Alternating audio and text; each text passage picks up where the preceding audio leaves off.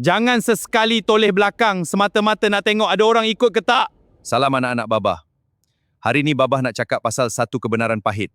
Perjalanan menuju kejayaan adalah jalan yang sangat sunyi. Ramai ingat bila kita mula nak berjaya, semua orang akan tepuk tangan dan bagi sokongan.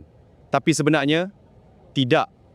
Makin kau serius nak ubah hidup, makin ramai kawan-kawan lama kau akan mula menjauh dan hilang dari radar.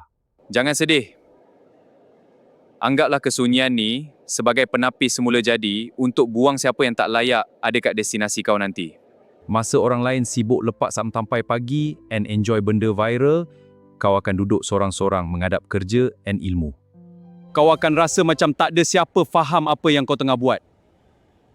Diorang akan panggil kau sombong, panggil kau gila. Tapi kau kena faham, helang terbang sorang-sorang. Pipit je yang suka terbang ramai-ramai cari makan. Kesunyian ni sebenarnya adalah hadiah.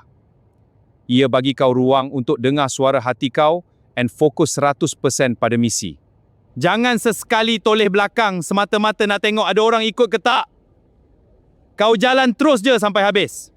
Bila kau dah sampai ke puncak nanti, barulah kau akan nampak siapa yang betul-betul kawan dan siapa yang sekadar penumpang.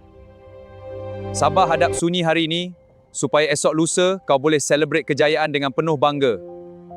Be strong, anak-anak Babah.